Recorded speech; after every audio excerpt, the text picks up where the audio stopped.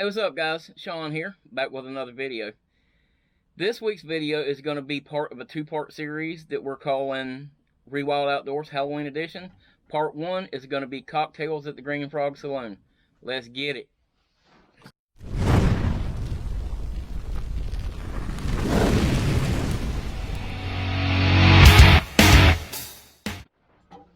This week's video is brought to you by Jack Fire. I'm just kidding. I wish we were sponsored, we're not. Jack, hook us up. Come on. You couldn't really call it Cocktales at the Green Frog Saloon without a cocktail, could you? So this week I'm going to be doing a little bit different. We're going to be doing some Jack Fire. Maybe a touch more. And some Diet Dr. Pepper. That's kind of my my choice right now is the Jack Fire and Diet Dr. Pepper. I kind of swivel between Evan Williams, Captain Morgan Black, and the Jack Fire.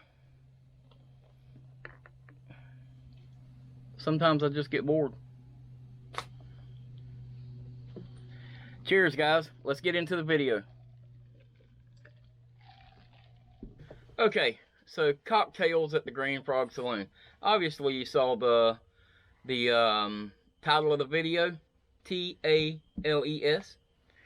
So that means that we're going to be going through some kind of ghost stories that you might tell around the campfire.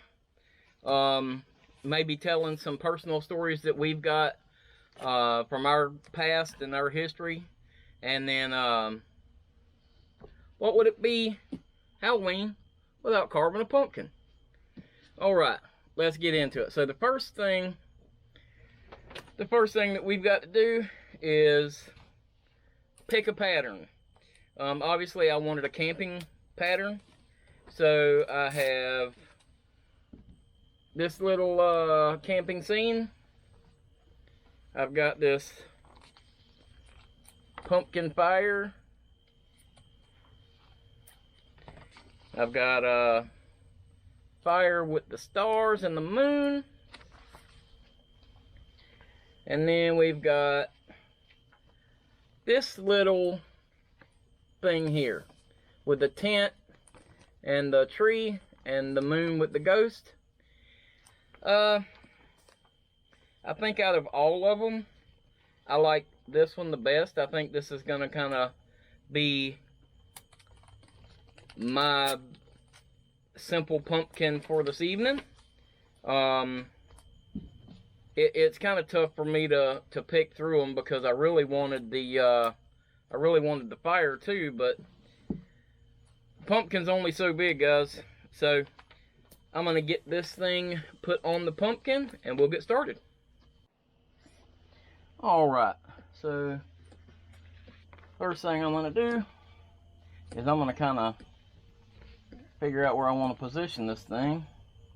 And I think I'm gonna take the scissors and just cut out around it just a little bit to make it fit. And then poke my little lines around it. You guys know how to carve a pumpkin, don't you? So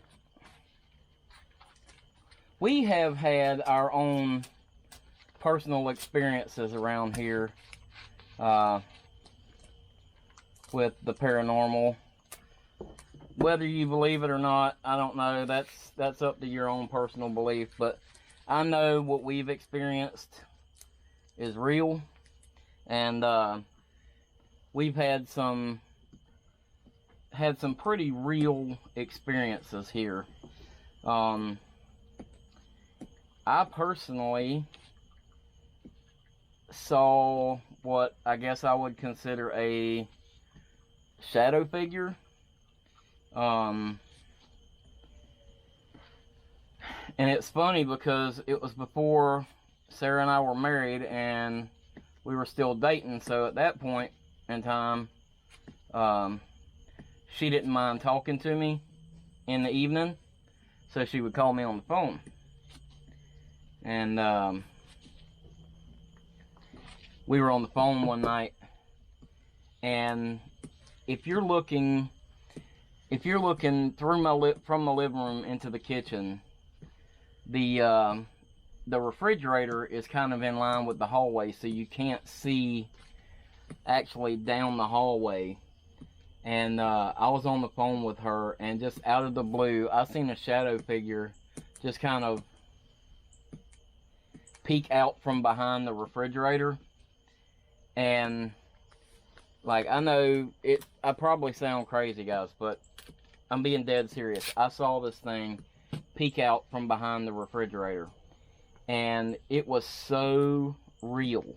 It was so real that I jumped up. I told Sarah, I was like, wait a second, I just saw something. And I put her on hold, and I jumped up and checked the house because I thought there might be somebody in the house. It was that real. So we've had our own experiences here. I've had plenty of other experiences here too. I'll tell you another one real quick. One night I came home late, and I don't know if I had been at Sarah's house or I can't remember where I was at. Anyway, I came home and I had to go to the bathroom. I had to pee bad. So I rushed in the house, and I rushed down the hallway to the bathroom. Didn't turn any lights on. And I ran inside the bathroom, and as soon as I got in the bathroom, as clear as I'm talking right now, I heard something say, "He's here." And boy, let me tell you what, to not be too crude, I almost didn't have to just pee. It really spooked me. But we've had some pretty, I guess, hair-raising type experiences here. But anyway, it was, you know, I can't tell you why that stuff has happened here. Other people have lived here and didn't have the same experiences. So maybe it's not the house. Maybe it's me. Maybe I'm haunted. What do you guys think? If you ever had any experience, leave me a comment below. Tell me a little snippet of your experience. Or tell me what if you don't believe, if you think I'm full of crap, maybe keep that to yourself. No, if you don't believe in it, leave that below too. Maybe we can have a debate over it. I'm gonna finish getting this thing taped on there and kind of poked in, and we'll come back in a second. Alright, I'm gonna be dead honest with you. It's freaking almost Halloween here in Florida. It is hot out here. I am sweating my butt off. But anyway, so as you can see, I got the little pumpkin all taped up, I guess, and ready to go. So we're gonna poke these holes around this thing and try to get this little whatever you call it, pattern. That's the word I was looking for. Thanks, babe. Get this pattern poked in here. So Sarah reminded me of another story I need to tell you guys. We love to watch scary movies, and so we were watching, maybe it was Paranormal Activity or one of the Paranormal Activity movies, but we had been sitting there watching that movie, and I swear to you, it seems like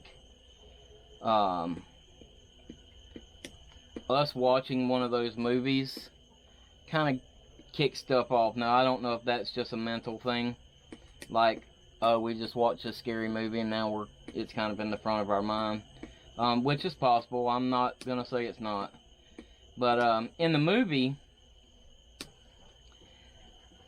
the ghost, or poltergeist, whatever you call it, the ghost had, or the people had come home, and all the pictures had been flipped upside down.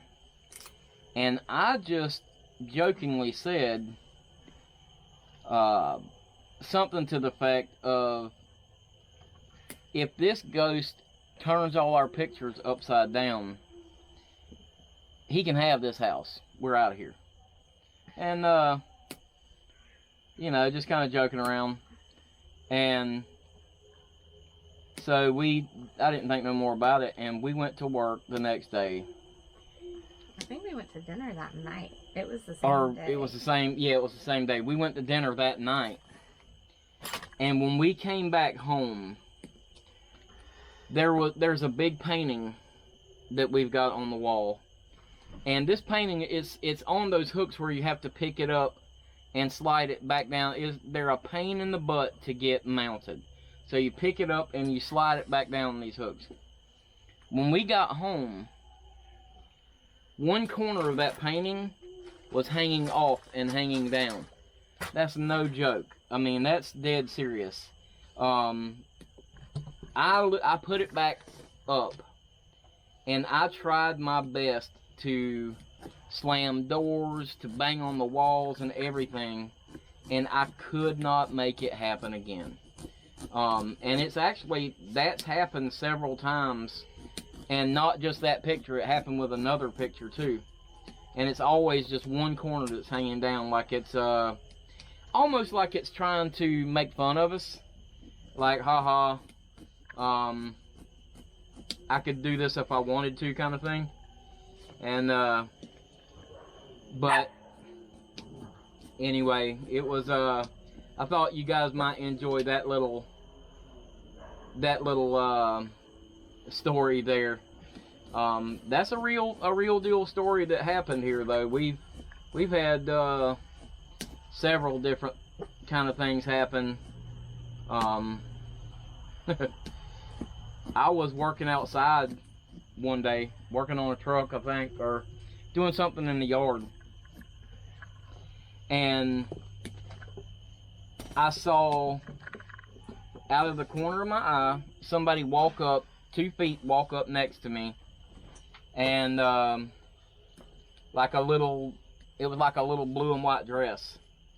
And for one thing, my girls don't wear dresses, and for another thing, they weren't here at that time. And it kind of startled me, and I just looked to see who was there, and I glanced over, and there was nobody there. Now, I've seen that little blue and white dress twice here also. So, think what you want. I know I'll get the, hey, you're crazy, you need to go to a loony bin kind of thing, but think what you want to think. I've seen it here. So, I'm going to go ahead and get this thing punched out and ready to cut out while Sarah's gutting her pumpkin, and I'll catch back up to you in a minute.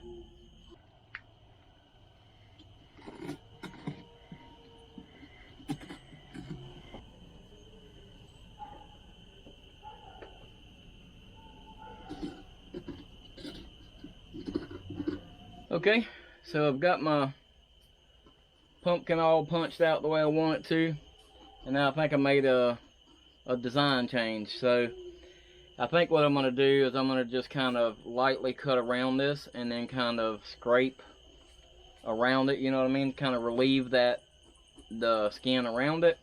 That way these parts will stick out a little more. I don't know how well that's going to work out, but we're going to give that a shot anyway. So I'm thinking I might try one of these little things here, see if that'll work.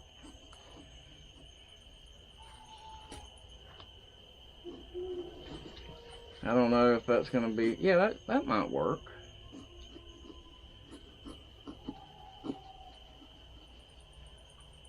I know there's master pumpkin carvers on here, but guess who's not one of those? So I am merely a really good apprentice pumpkin carver, not a master.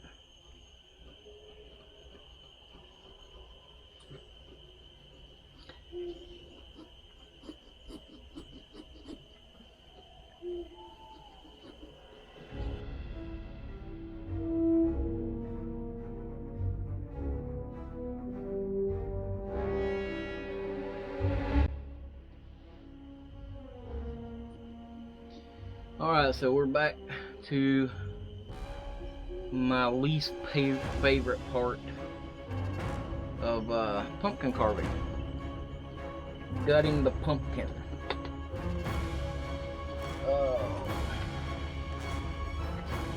Get the grossness out of there.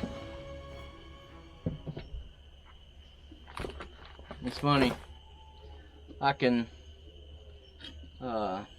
butcher animals, things like that, but the guts inside of a pumpkin just feel so gross.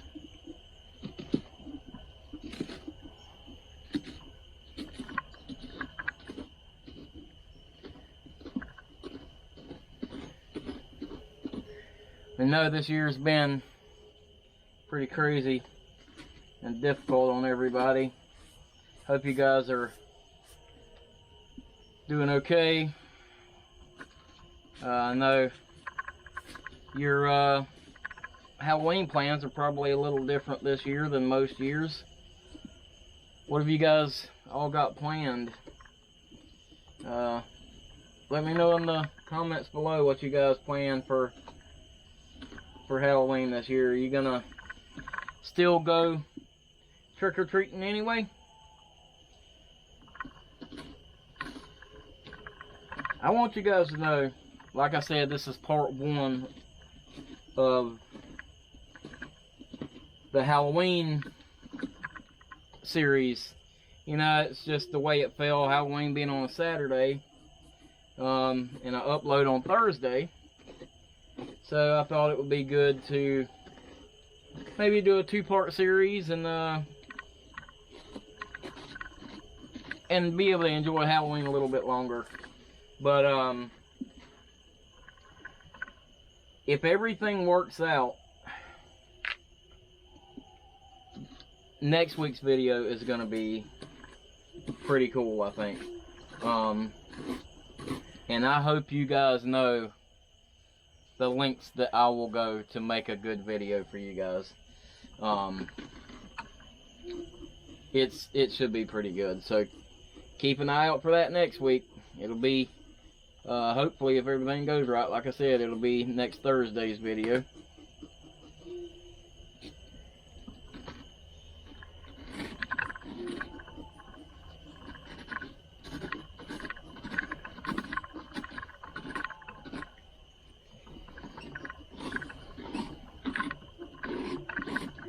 Hope you can hear that in the background. We got the spooky sounds playing too, just to kind of help the ambiance.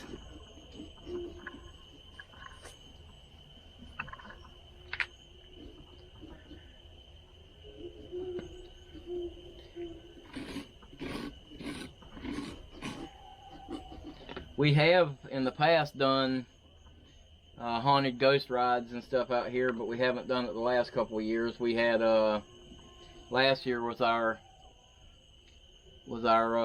honeymoon, and then this year it just didn't work out.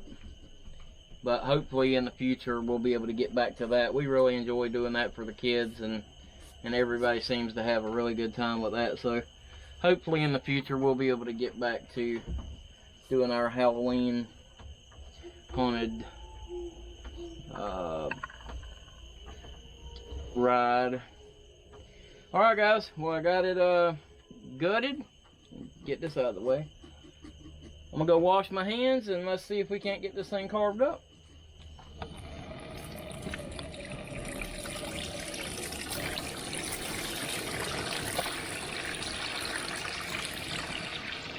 Now I guess you might say that my experience with the paranormal kind of may have started kind of early. When I was a baby, Dad told me a story that we lived in a house where paranormal kind of spooky stuff happened, and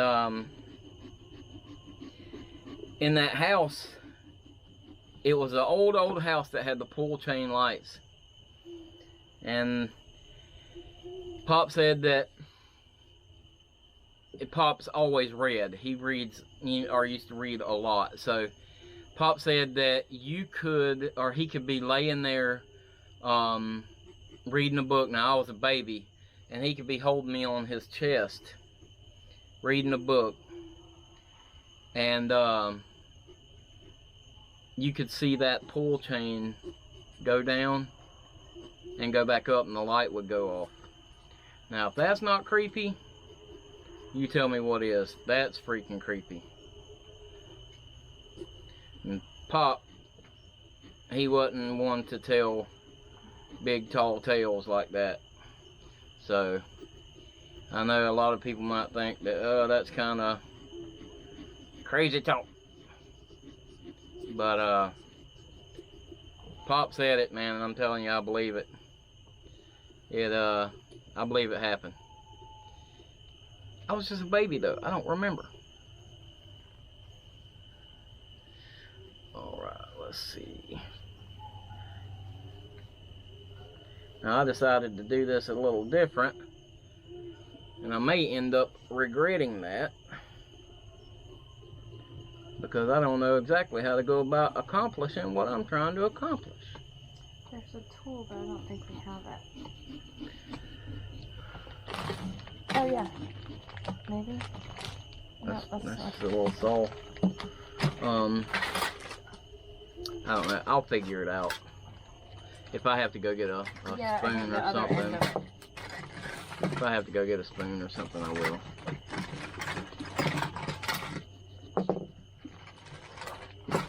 I'm just kind of back cutting these lines a little bit here and giving me something to start with. This is. Ah, we got a little tool possibly. You're welcome. Thank you to my beautiful wife. That's Alex does that. Oh, you're welcome. You're welcome. I can't do it like him. Go along and kind of, I guess, recarve out these lines and see where we get from there. Catch you in a minute. Well, true to form, I guess whatever it is,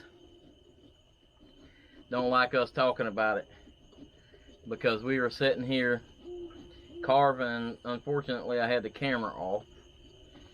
We were sitting here carving, and something crashed like in the trees over there. Like literally, it sounded like a tree fell. And I jumped up and went and got my light and went and looked. Nothing. I cannot find what made that sound. So apparently something doesn't like us talking about it. Draw your own conclusion.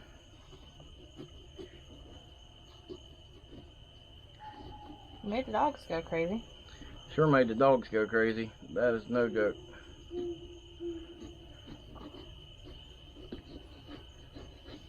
You know, I was talking to a buddy of mine the other day, and we're kind of planning some trips coming up, I think.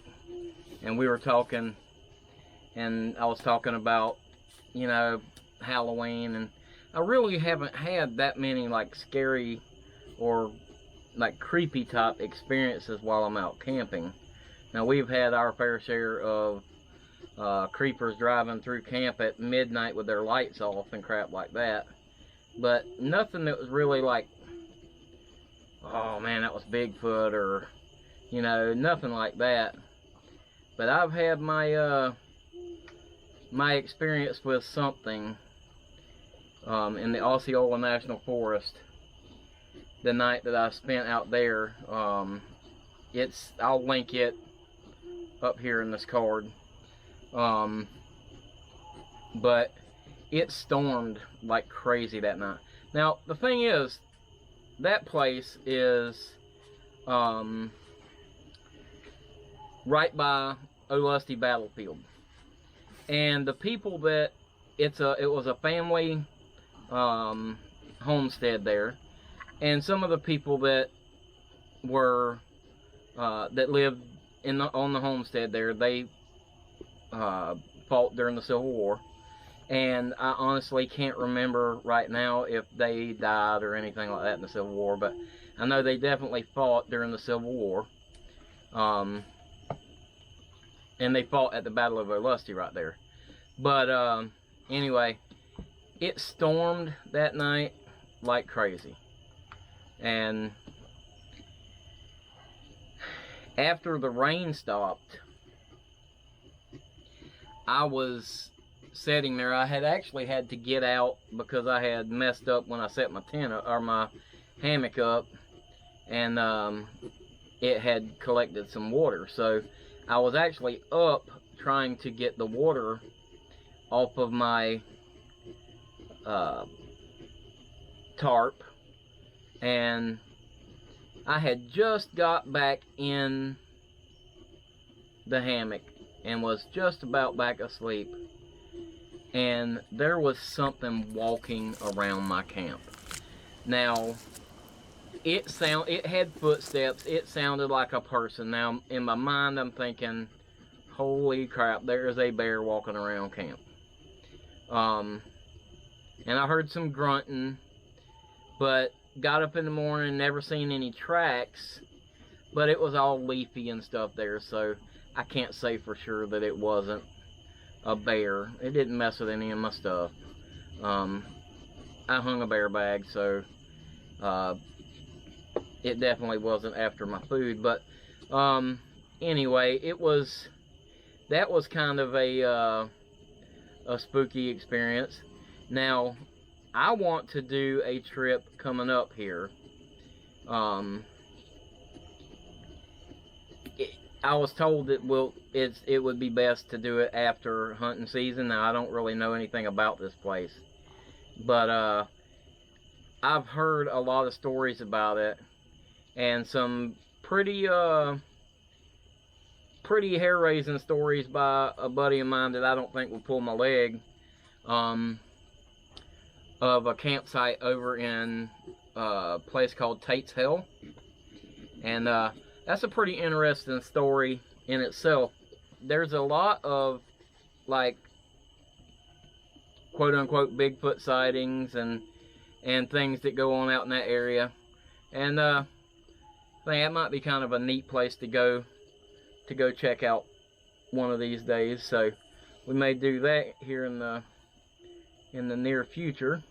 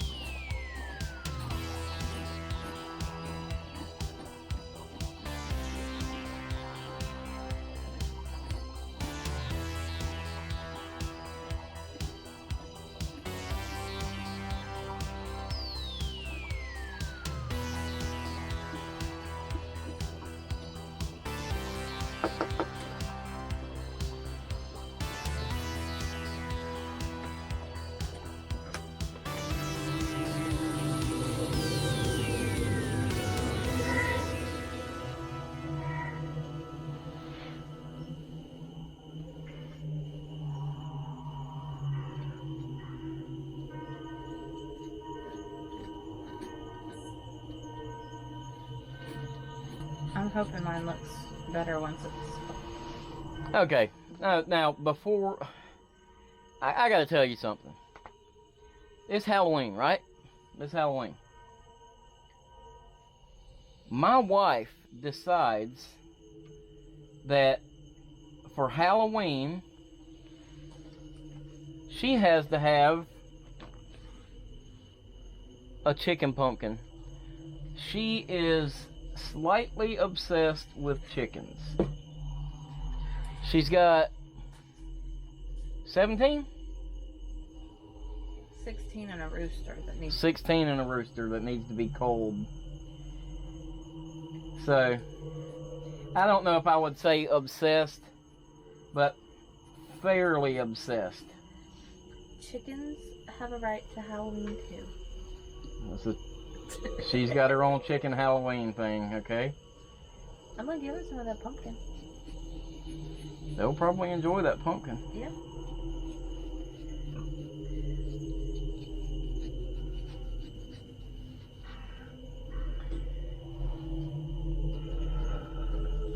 Who would have thought when you married me? Well, not necessarily when you married me. When you met me, I would be a crazy chicken lady. I can just imagine. I didn't. I can just imagine what her parents think now that she's been with me all these years. Because when we first got together, she wasn't all about farming and chickens and gardening and stuff like that.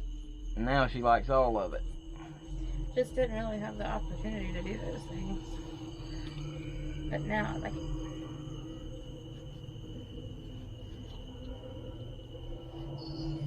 That noise is creeping me out.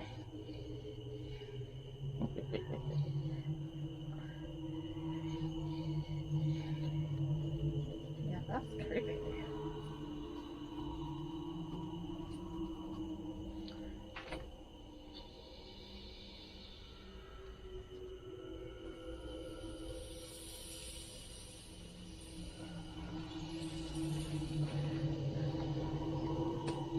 I may have been a little ambitious with this,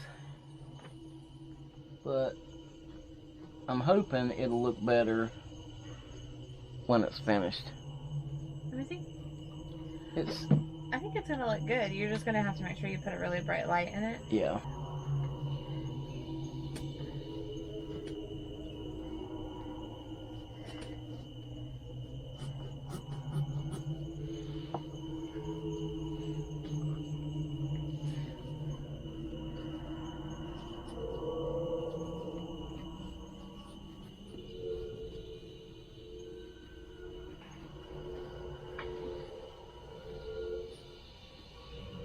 Did you hear that? It sounded like something fell over there again. I wasn't paying attention.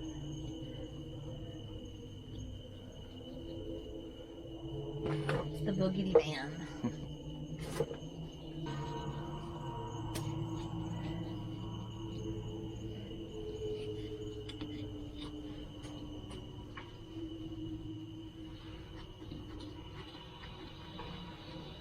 I think I'm getting pretty close. Pretty close. I guess I'll probably have to put the light in it, you think? And then kind of see. Yeah, I think that's what I was going to do, and see where I need to clean it up. I'll put the light in it and see where I need to kind of clean up the lines and stuff. But this is what I got so far, guys. Check this thing out. Pretty cool. I think it's going to light up kind of neat. Let's check it out.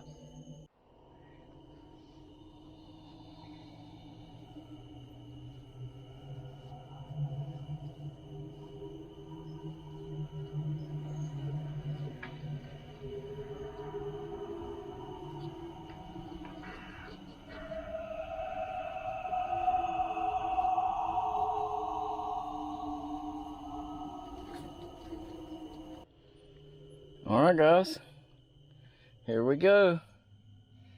I got my ghost and my campsite.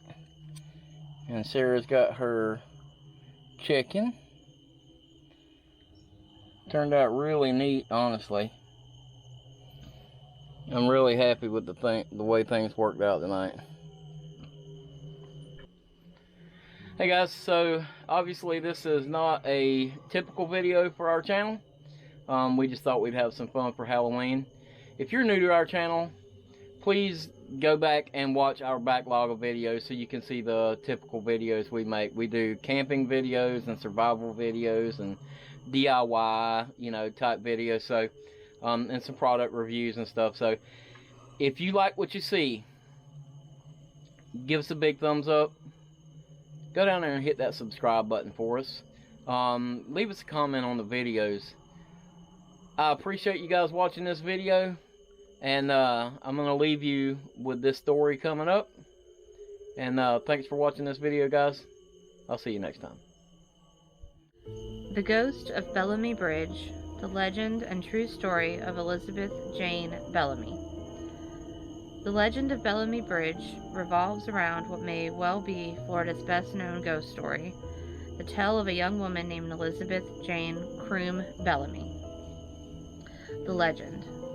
As the story goes, Elizabeth was the beautiful young daughter of a wealthy North Carolina planter. She fell madly in love with a dashing young doctor from her home state named Samuel C. Bellamy. Her sister had already married Samuel's brother, Dr. Edward C. Bellamy. After a prolonged courtship of the time, enjoyed in that day and age by the young people of the planting aristocracy, the couple's engagement and wedding plans were announced. According to the legend, Samuel and Elizabeth, along with Anne and Edward, had already decided to move to Florida, and it was there that Samuel built a magnificent mansion as a wedding gift for his young bride. She was so taken with the home that she asked if they could be wed in its rose gardens. Samuel agreed. The wedding took place, according to tradition, on May 11, 1837. Surrounded by the roses of the beautiful garden, Elizabeth supposedly ended her vows with an extra line. "I will love you always and forever. Never will I leave you." The couple and guests retired inside the mansion for a magnificent reception and ball. There was dancing, music, food, drink, and something for everyone. As was the custom of the day, however, Elizabeth soon excused herself and retired upstairs to the master's suite to rest. She sank down into the cushioned chair and, surrounded by her luxurious gown, fell soundly asleep. Storytellers say that while she was sleeping, her arm knocked over a candelabra. Elizabeth awakened suddenly to sensations of intense heat, light, and pain. Downstairs, the party was in full swing when her shrieks were suddenly heard from upstairs. As everyone turned to look, the young woman came running down the staircase, engulfed in flame from head to her toe. Her husband and others tried to save her, but she was so badly burned that she lingered only a few days before passing her way. Her last words, according to legend, were, "I will love you always and forever. Never will I leave you." Elizabeth, the story continues, was true to her promise. When a depressed and alcoholic Dr. Samuel C. Bellamy took his own life in Chattahoochee 15 years later, she rose from her grave expecting to join him to continue their journey together to paradise. But Samuel never came. Suicide victims in that day and age were not given status in the church, and he was buried in an unmarked grave in Chattahoochee and forgotten. Elizabeth, believers say, walks the swamps around Bellamy Bridge to this day in search of her true love. The real story. Truth is sometimes more amazing than fiction. Samuel and Elizabeth were real people. She was the daughter of a wealthy North Carolina planter, and he was a prosperous young doctor. They were not wed in Florida, however, but in North Carolina, and Elizabeth did not die in a fire on her wedding night, but of malaria contracted in Florida 3 years later. She lived long enough, in fact, to give birth to a young boy named Alexander. The child was 18 months old when Elizabeth died, 3 years after she and Samuel were wed on the family estate in North Carolina. Samuel's private letters and an obituary that appeared in the Tallahassee newspaper on the day indicate that Elizabeth died on May 11, 1837, and that her little boy died 7 days later, also from the fever. She was only 18 years old at the time of her death. The rest of the story is true. Samuel did fall into the despair of depression and severe alcoholism, and he did take his own life with a straight razor at Chattahoochee Landing 15 years after the death of his beloved bride.